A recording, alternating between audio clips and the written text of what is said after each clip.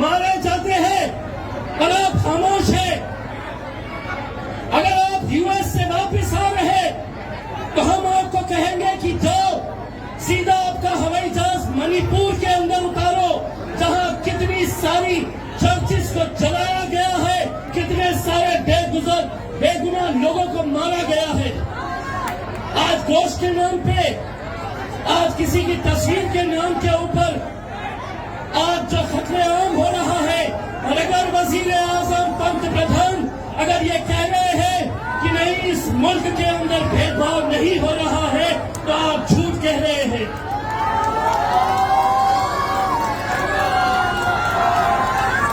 दूसरी बात, कल हमारा जलसा हुआ, यहां से बुंडाना जिले के मलकापुर के अंदर ये जलसा हुआ। खामोश बैठिए, अगर नहीं सुन रहे तो बाहर चले जाइए। यहाँ पर असदुद्दीन अवैसी साहब आपके बीच में आपका खायद आया हुआ है। हम ये हुल्लड़बाजी देखने के लिए नहीं आए हैं, कुछ अहम बातों के ऊपर आपकी आंखें खोलने के लिए आए हैं यहाँ पर। कल हमारा मलकापुर के अंदर एक जलसा हुआ, अल्हम्दुलिल्लाह बेहिसाब लोग उस जलसे के अंदर शरीक हुए। लेकिन आज हमको ये खबर देखने को मिलती है कि उस जलसे के अंदर, उस जुलूस के अंदर मीडिया वालों ने खबर चलाई कि वहां पर अलग अलग तरह के नारे लगाए गए हैं। मैं उन मीडिया वालों की कड़ी निंदा यहां पर करता हूं।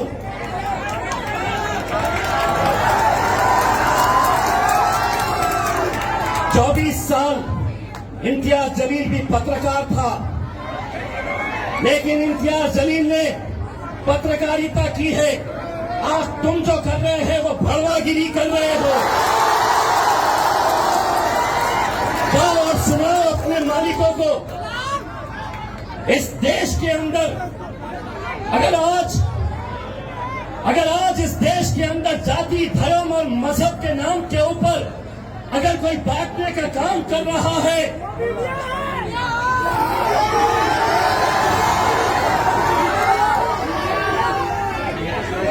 कौन कर रहा है ये काम?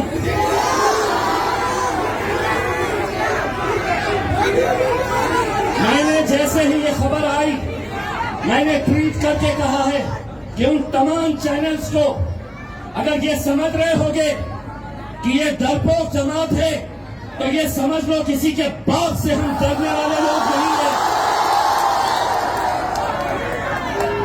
अगर वहां पर कुछ हुआ नहीं और उसके बावजूद भी अगर तुम महज अपनी टीआरपी चमकाने के लिए अगर समाजों के बीच में दरारें और दीवारें पैदा करने का काम कर रहे, तो मैं उन तमाम पत्रकारों को ये कहता हूं कि जब 24 साल की पत्रकारिता के बाद इम्तियाज जलील को यह एहसास हुआ है कि अब यहाँ पर ईमानदारी पत्रकारिता नहीं हो सकती है, तो उसने पत्रकारिता का चोला उतारा और अपने शायद बैरिस्टर असदुद्दीन अवैसी का दामन पकड़ा।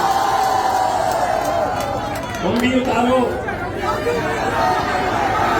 अगर पत्रकारिता नहीं करनी है तो उतारो और जाकर उन बजरंग दलियों के साथ मिल जाओ, उन विश्व हिंदू परिषद वालों के साथ मिल जाओ, क्योंकि वो जो काम कर रहे हैं वही काम तुम लोग कर रहे हैं। एक चैनल वाला कहता है कि अकोला में रुके नहीं क्योंकि इन्हें डर था। जा तेरे मालिक को बोलना इम्तियाज जलील को कहां बुलाना है, बुला आने के बाद दलाली तुम करो। और आज समाज के बीच में, हिंदू मुसलमानों के बीच में दरारें पैदा करने का काम अगर कोई करेगा, इसीलिए एक बात समझ लो, कैसे डसेगा कौन सब जानता हूं मैं, लेकिन कहां किसी का खौफ मानता हूं मैं। जंगल के हो या आस्तीन के, जंगल के हो या आस्तीन के, सांपों की सारी नस्लों को पहचानता हूं मैं।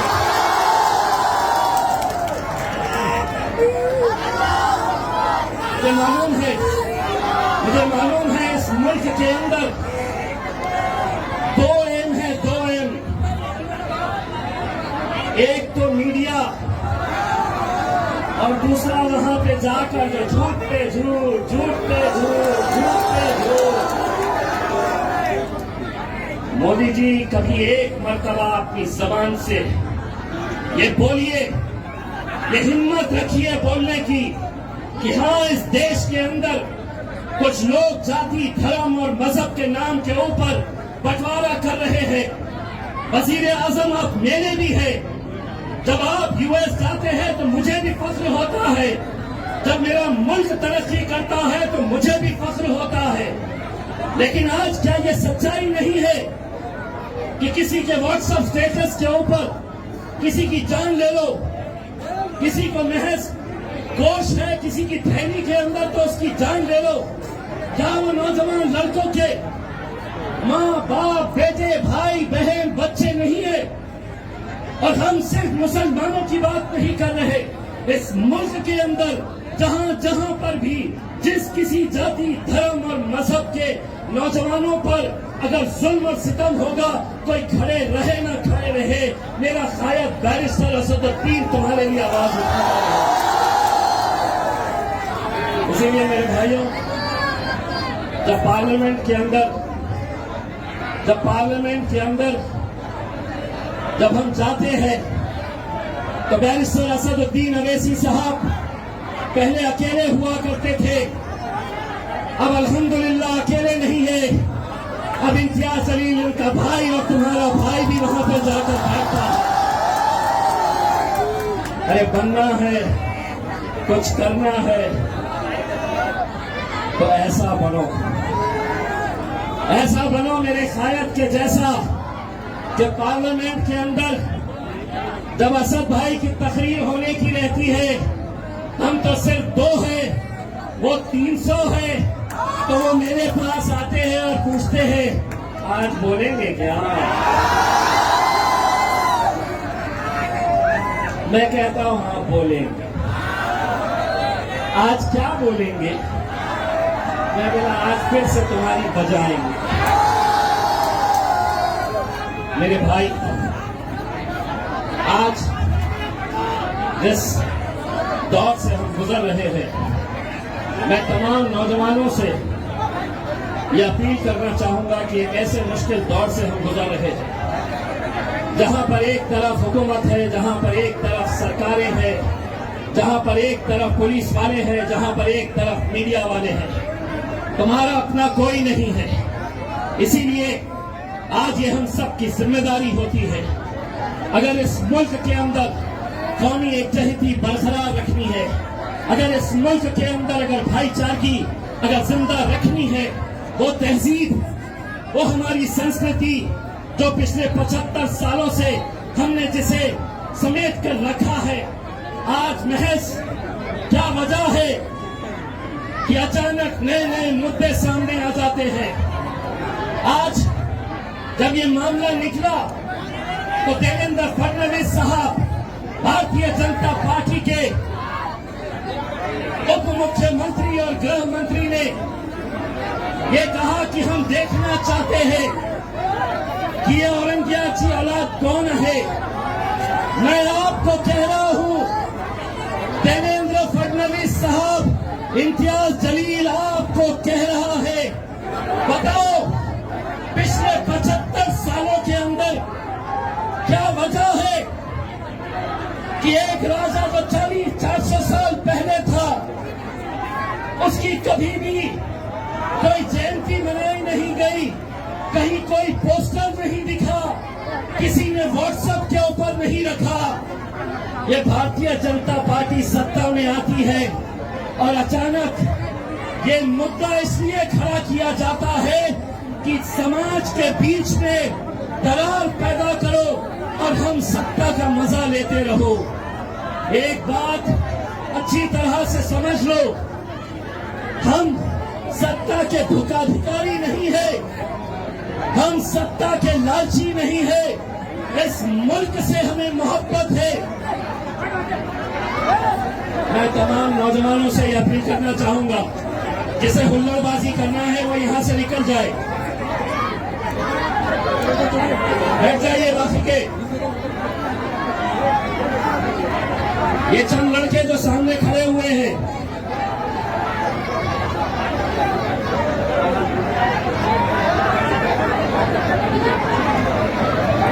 एक दूसरे को बोलने की बजाय अगर बैठ गए तो ज्यादा बेहतर रहेगा।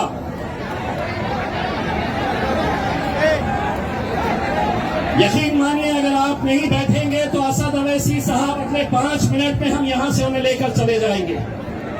हम कोई हंगामा या हुल्लड़बाजी करने के लिए नहीं आए हैं। हम आपको बताने के लिए आए हैं कि इस मुल्क के हालात कैसे हैं। सामने वाले बड़े नीचे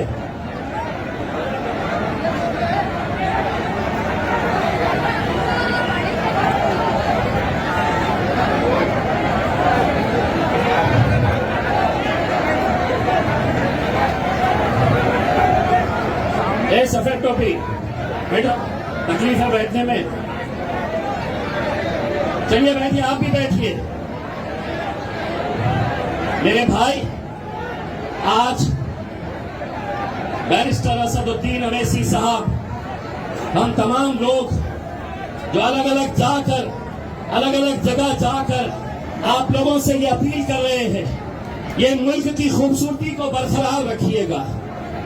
मुझे मालूम है कि बहुत सारी साजिशें हो रही हैं, और वो साजिशें इसलिए हो रही है कि भारतीय जनता पार्टी चाहती है कि इस मुल्क के अंदर लाशें बिक जाए चलेगा, लेकिन हमारी सत्ता आनी चाहिए। लेकिन मैं यहाँ के हिंदू और मुसलमानों की तरफ से ये कहता हूँ कि मोदी जी, जो ऊपर जाता है उसे नीचे आना होता है, और 2024 के अंदर इंशाल्लाह तुम भी नीचे आओगे। क्योंकि इस मुल्क की खूबसूरती को अगर कोई बर्बाद करने की कोशिश करेगा, आज से महज 5 दिनों के बाद हम 2 अलग अलग त्योहार एक ही दिन मनाने वाले हैं। एक हमारे हिंदू भाइयों का आषाढ़ी एकादशी का त्योहार, जो किसानों के लिए, जो गांव के गरीबों के लिए बहुत बड़ा त्योहार होता है। उसी दिन बकरी ईद भी आने वाली है, उसी दिन हमारी एक और ईद आने वाली है। हम दोनों त्योहार एक साथ मिलकर मनाने वाले हैं। हमारी ये जिम्मेदारी है, हम ये हद करें कि अगर ये त्योहार एक साथ मिलकर आएंगे, अमरावती की आवाम हमें ये वादा करे कि जितने हिंदू मुसलमान जितने त्योहार एक साथ मिलकर आएंगे, हम एक साथ मिलकर मनाएंगे और पूरे जोश के साथ मनाएंगे। है तैयार तो हाथ ऊंचा करके आप मुझे बताओ। मीडिया वालों, ये मेरे मुल्क की, ये मेरे देश की, मेरे राज्य की तहजीब है, संस्कृति है। लेकिन आज कैसे कैसे हथकंडे अपनाए जा रहे हैं, आप सभी लोग जानते हैं। कैसे कैसे लोग हमें निशाना बना रहे हैं। अरे इतने परेशान क्यों हो गए हैं? कितने परेशानी की क्या बात है? 550 का ऐवान है, 550 का पार्लियामेंट है, हम तो सिर्फ 2 ही है ना। हम 2 है। बताऊं, जब हम पहली मर्तबा जब हम गए थे तो लोग कहते थे, तमाम कांग्रेसी लोग कहते थे, राष्ट्रवादी वाले कहते थे, ये जो बैरिस्टर असदुद्दीन अवैसी है हैदराबाद का एमपी, ये जिंदगी भर अकेला रहेगा, एक ही एमपी रहेगा।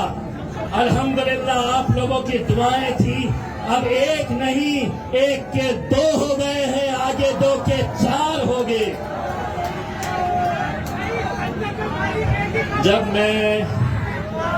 जब हम पहली मर्तबा जब हम गए थे पार्लियामेंट के अंदर, तो बड़े वाले साहब जो है ना, अभी यूएस के अंदर जो है, ये अमेरिका जो गए हुए हैं, उन्होंने क्या पूछा था पता है? दूसरे नंबर वाले को पूछा था, अरियो सांबा कितने आदमी, अरे जवाब में क्या मिला था? साहब है तो दो, लेकिन 300 पे भारी है अपने। आज मेरे भाइयों, आप लोगों से सिर्फ इतनी इल्तिजा करना चाहूंगा कि आज कश्मीर से कन्याकुमारी तक आज जो हाल है अलग अलग, और उसके बावजूद भी अगर वजीर आजम अगर ये कहते हैं कि इस मुल्क के अंदर डिस्क्रिमिनेशन नहीं हो रहा है, तो सुनिए, आज उत्तर प्रदेश के अंदर महज एक मौलाना को इस वजह से गिरफ्तार किया गया, एक मौलाना को इस वजह से गिरफ्तार किया गया कि उनके कोचिंग इंस्टीट्यूट के अंदर, उनके खुद के कोचिंग इंस्टीट्यूट के अंदर वो नमाज पढ़ा रहे थे, वो नमाज पढ़ रहे थे, तो उन्हें गिरफ्तार कर लिया गया। हिमाचल प्रदेश के अंदर आज एक संगठन ने ऐलान किया है कि इस राज्य से पूरे मुसलमानों को बाहर जाना होगा। हम 30 दिन का समय दे रहे हैं, इस राज्य में एक भी मुसलमान रहना नहीं चाहिए। उन तमाम संगठनों को अमरावती की आवाम की तरफ से कान खोल के सुनो, कान खोल के सुनो, ये मुल्क किसी के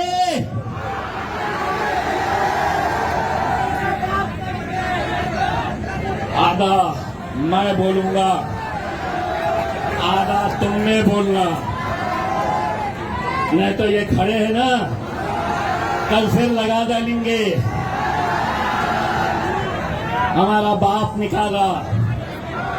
सुनो, आधा मैं बोलूंगा, और ये जो बोल रहा हूं, ये अमरावती के नौजवानों की तरफ से बोल रहा हूं, अमरावती के बुजुर्गों की तरफ से बोल रहा हूं, अमरावती की मेरी माएं और बहनों की तरफ से बोल रहा हूं, अमरावती के तमाम हिंदू, मुस्लिम, दलित, सिख, ईसाई, इन सब की तरफ से बोल रहा हूं। और छोटे मोटे जो प्यादे हैं, सिर्फ उनको नहीं बोल रहा हूं, बल्कि मोदी जी,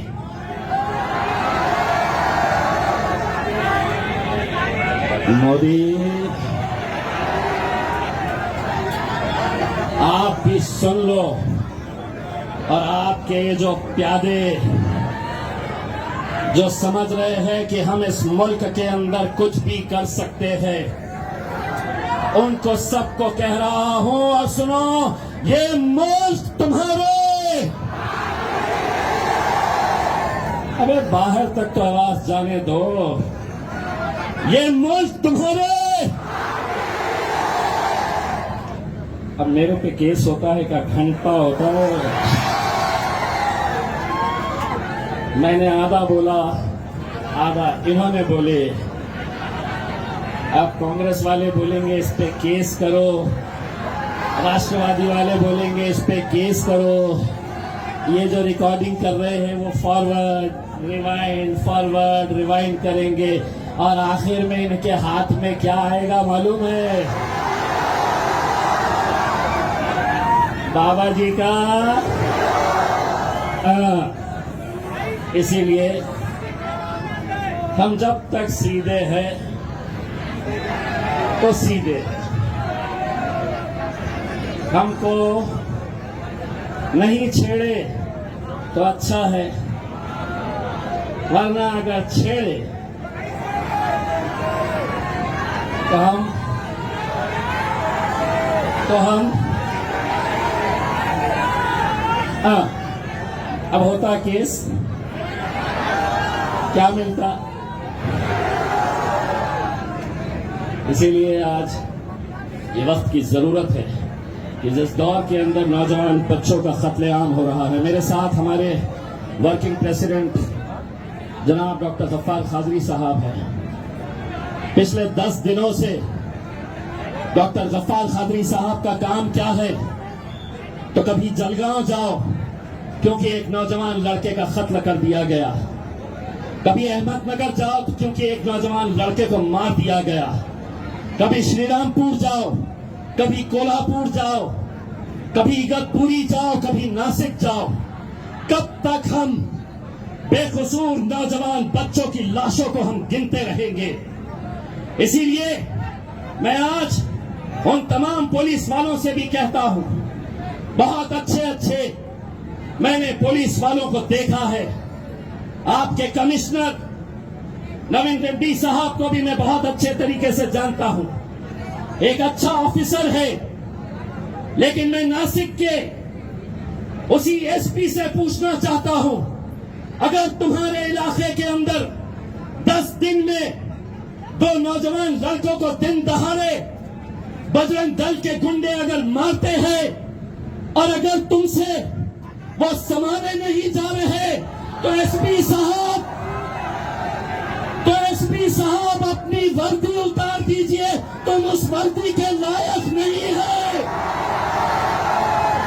हम इज्जत करते हैं पुलिस वालों की, जो सही तरीके से, हम कभी ये नहीं कहेंगे अगर जिस दिन इम्तियाज जलील कसूरवार है तो पुलिस वालों ने इम्तियाज जलील पर भी एक्शन लेना चाहिए।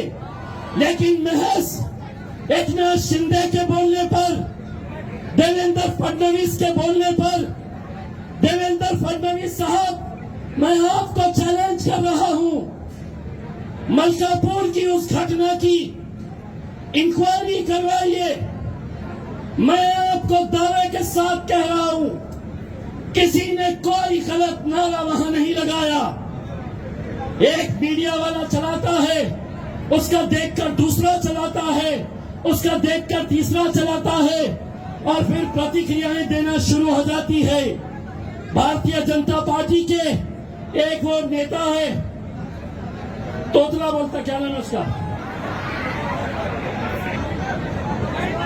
किरीट सोमय्या, त्यांच्यावर आम्ही कारवाई करणार। हे तोतल्या, पहिले इन्क्वायरी कर, तुझी सरकार आहे, शेमड्यासारखा बोलू नको।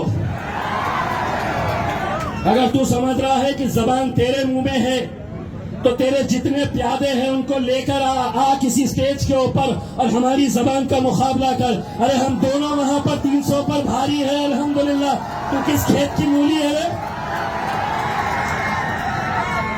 लेकिन जिसको मौका मिल रहा है, समझ रहे हैं कि इनके आगे कौन है, इनके पीछे कौन है, इनके तरफ से कौन लड़ने वाला है। कोई नहीं लड़ने वाला है, कोई नहीं लड़ने वाला है। ये तुम ही लोग हैं। कभी अपने गिरेबान में झांक कर देखो, इस शहर से, इस जिले से जिस खासदार के लिए तुम लोग अपने घरों के बाहर निकले थे, क्या मिला तुम्हें बदले में? क्या मिला बदले में? कितने लोगों ने उसे वोट दिए थे? कितने लोगों ने दिए थे? कहां है वो लोग जो कहते थे कि नहीं, हमको सेक्युलरिज्म को जिंदा रखना है? लो, क्या मिला है तुम्हें हिस्से में, बदले में? अरे जो तुम्हारी खासदार अपनी धार्मिक किताब को राजनीति का एक मुद्दा बना देती है, तो सोचो उसकी सोच कैसी होगी। जीत हार कुछ भी हो, लेकिन अगर इस तरह की अगर घटिया राजनीति अगर इस देश के अंदर अगर होने लगी तो ये देश कहां जाएगा? कहीं ना कहीं इसके लिए तुम जिम्मेदार है, कहीं ना कहीं को जिम्मेदारी उठाओ। और मैं तो असद साहब को कह रहा हूं कि असद साहब इजाजत दे दो। एक बार मैंने विधायक औरंगाबाद से जीता, दूसरी बार अल्हम्दुलिल्लाह इनकी दुआओं से मैं दिल्ली तक आ गया, सांसद बन गया। अगर आप इजाजत दें तो मैं यहां से आकर लड़ लूं और फिर उसको बताता हूं कि कैसा जीतना हो जाता है। आज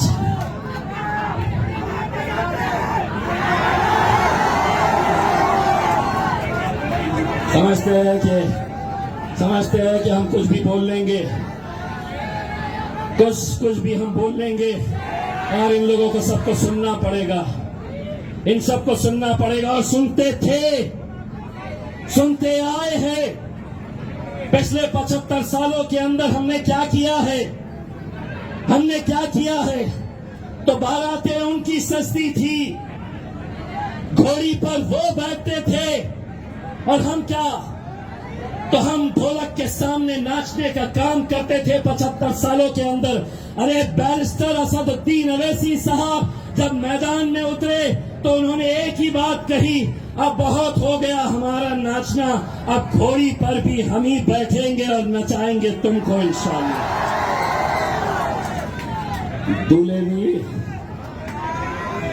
दूल्हे भी हम ही बनेंगे। बहुत हो चुका है। अरे गैरों की दावतों में, शादियों में नाचने का, अब इंशाअल्लाह यहीं से ही हमारा बंदा इंशाअल्लाह लोकसभा भी जाएगा, विधानसभा के अंदर भी जाएगा, और अमरावती के अंदर इंशाअल्लाह मजलिस का झंडा भी लहराएंगे। अगर मेहनत करे तो क्या कुछ नहीं हो सकता है मेरे भाइयों, क्या कुछ नहीं हो सकता है। किसी ने सोचा नहीं था कि औरंगाबाद में 20 सालों से शिवसेना जीत कर आती थी। कौन किसको वोट देता था? तो कांग्रेस को देते थे। किसको वोट देते थे? तो कहते नहीं, हम पवार साहब को वोट देते हैं। आखिर में जीत कर 20 साल से शिवसेना आती थी। असद साहब आए और असद साहब ने कहा, हटो, अब हम बताएंगे तुम्हें जीता कैसे जाता है। और 20 साल के बाद उस शिवसेना वाले को घर में बिठाया और मजलिस के झंडे को वहां पर लहराया। अल्हम्दुलिल्लाह। बहुत तकलीफ है, पार्लियामेंट में जब जाते हैं तो कहते थे यार एक शेरवानी से बहुत परेशान थे। ये जो दूसरा आया है ये भी बहुत बोलता है। बोलेंगे इंशाअल्लाह, क्योंकि गूंगे, मुक्के और बहरों की जमात का नाम मजलिस नहीं है। इतने सालों से तुम बोलते थे, हम सुनते थे। आधा मैं बोलूंगा, आधा तुम बोलेंगे, बात यही खत्म करेंगे। इतने सालों से तुम बोलते थे, हम सुनते थे, अब हम बोलेंगे और तुम्हें माफ करना, मेरे से गलती हो गई। आगे क्या है? अब हम बोलेंगे और तुम्हारे, जरा जोर से बोला, अब हम बोलेंगे और तुम्हारे पप्पा को भी सुनना पड़ेगा। बहुत बहुत शुक्रिया था।